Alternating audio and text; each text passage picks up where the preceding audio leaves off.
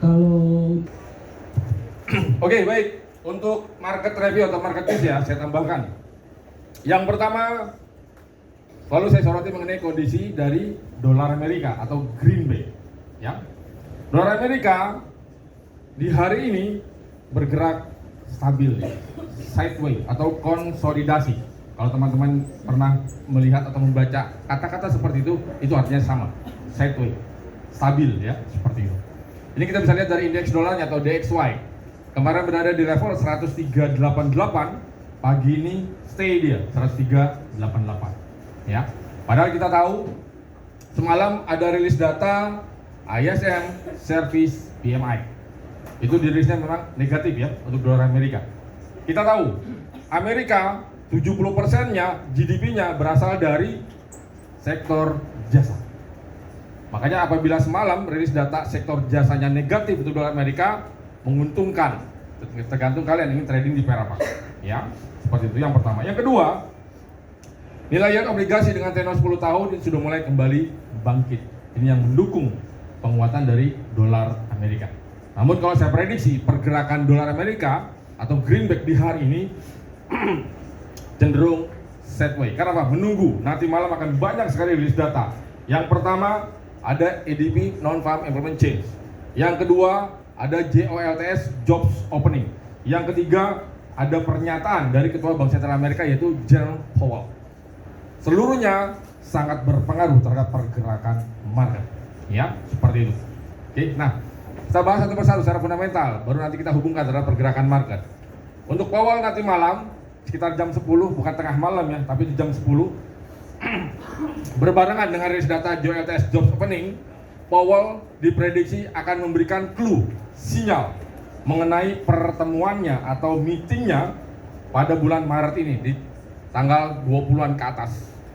Beliau akan memprediksi apakah akan ada pemangkasan tingkat suku bunga, mempertahankan atau seperti apa. Lalu arah kebijakan yang akan diambil oleh Powell akan sebagaimana.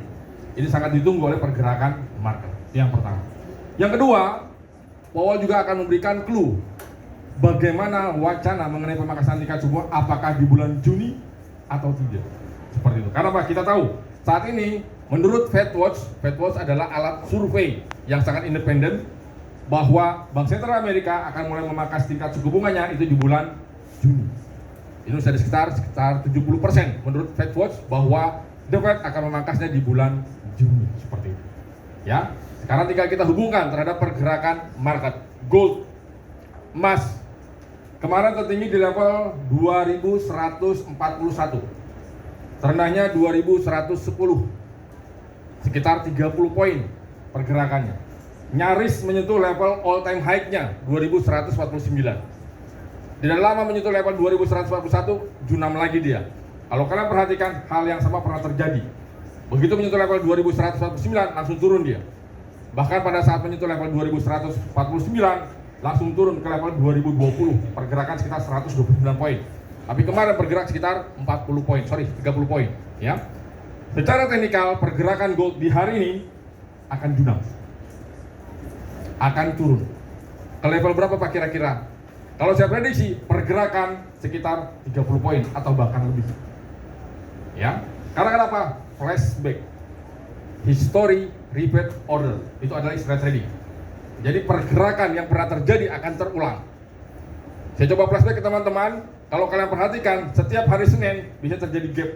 Yang pertama, yang kedua bisa terjadi pergerakan di atas normal. 2149 terjadi hari Senin, betul? Pada saat Rusia, Hamas menyerang Israel terjadi hari Senin. Kemarin juga terjadi di hari Senin. Pergerakannya sekitar 50 poin. Untuk hari ini saya prediksi pergerakan emas secara teknikal akan turun. Levelnya ke berapa Pak? Oke. Dia akan mencoba low yang kemarin 2110. Ya. Jika itu di break akan ke level strong resistennya di level 2100. Seperti itu. Tapi apabila berhasil di break akan ke level 2090. Itu kalau secara teknikal. Pak, potensi nggak Pak dia akan mencoba naik kembali? Kalau saya lihat secara teknikal belum ada. Kita bicara teknikal ya, belum ada. Berarti kalau seandainya memang akan naik, dia akan mencoba level tertinggi kemarin 2141. Tertingginya adalah level 2149. Seperti itu. Sebenarnya ini sangat bagus kalau kalian bisa jual ke calon nasabah kalian. Ini sangat bagus untuk sell. Kalau saya katakan bukan sell merem lagi, tapi sell tidur. Kenapa saya katakan seperti itu? Karena sudah berada di pucuk. Bagus sekali untuk sell. Ya. Satu lot untuk sell long term, satu lagi untuk day trade. Seperti itu. Kalian bisa informasikan seperti itu. Peluang yang bisa kalian jual ke calon nasabah kalian. Itu kalau untuk pergerakan emas. Kalau dari fundamental yang tadi saya katakan, ADP-nya diprediksi good for dolar Amerika. Jika dirilis dengan ekspektasi, maka tekanan yang terjadi terhadap gold akan terjadi antara teknikal dengan fundamental matching. Jadi potensi level-level yang tadi sudah saya katakan akan di-stop untuk pergerakan gold. Oke, sekarang kita coba beralih ke minyak. Minyak bergerak turun. Karena apa? Yang pertama, adanya aksi profit taking. Karena apa? Minyak sudah sempat berhasil menyentuh level 80. Sekarang kembali turun. Karena apa? Aksi profit taking yang tadi saya katakan. Tapi penurunan minyak diprediksi hanya terbatas karena apa? Pasokan jalur distribusi yang ada di Laut Merah ini masih terhambat karena Houthi masih menyerang beberapa armada yang membawa bahan bakar minyak. Itu yang pertama. Yang kedua, nanti malam akan ada rilis data crude oil inventory.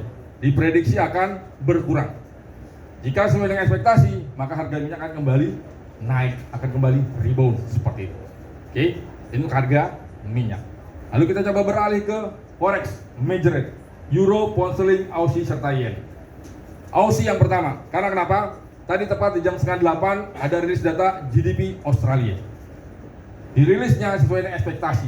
Sebelumnya di kuartal sebelumnya 0,3%, diprediksi 0,2%, aktualnya sesuai dengan ekspektasi yaitu 0,2%. Ini yang menekan pergerakan Aussie. Ditambah lagi dolar Amerika menguat, makanya Aussie melemah. Jadi kalau secara pergerakan teknikal dan fundamental untuk Aussie di sesi Asia dan sesi Eropa berpeluang akan melanjutkan pelemahannya. Ya, euro dan pound sterling. Untuk euro ada beberapa rilis data service PMI kemarin di euro, di Prancis, Italia, Spanyol, dan Jerman. Seluruh rilis data itu dirilisnya positif. Euro berpeluang akan melanjutkan penguatannya di sesi Asia dan sesi Eropa hari ini. Tapi ingat, penguatannya terbatas. Karena apa? Wait and see. Akan nanti malam ada Powell testifies. Lalu ada juga rilis data ADP non-farm payroll. Seperti itu ya. Untuk pound sterling juga sama seperti euro. Penguatannya terbatas. Karena apa? Yang pertama, kekhawatiran resesi di Inggris terbantahkan. Karena apa? Rilis data ekonomi Inggris mengenai GDP dan sektor ketenagakerjaannya itu positif. Ini yang mendukung pound sterling untuk melanjutkan penguatan. Ya, yen. Yen kalau kalian perhatikan, kemarin ada statement dari BOJ, Ueda. Beliau tidak memberikan clue, sinyal yang berbeda seperti pernyataan sebelumnya. Karena apa? Kita tahu Bank Sentral Jepang masih mempertahankan tingkat suku bunganya di minus 0,10%. Ya. Namun beliau memberikan clue atau sinyal akan ada kenaikan tingkat suku bunga apabila diperlukan. Sinyal tersebut dinilai positif, hawkish. Makanya yen menguat. Secara teknikal, potensi penguatan yen akan terjadi di sisi perdagangan Asia dan Eropa hari ini. Ya, oke. Sekarang kita coba beralih ke indeks saham. Ini saham Amerika, ketiganya ditutupnya negatif. Dow Jones Average ditutup minus 0,12%, S&P 500 0,16%, dan Nasdaq minus 1,15%. Karena kenapa? Beberapa saham-saham teknologi seperti Apple, Google, dan Microsoft itu turun. Ya, untuk perdagangan market nanti malam di Wall Street saya prediksi akan bergerak cenderung melemah.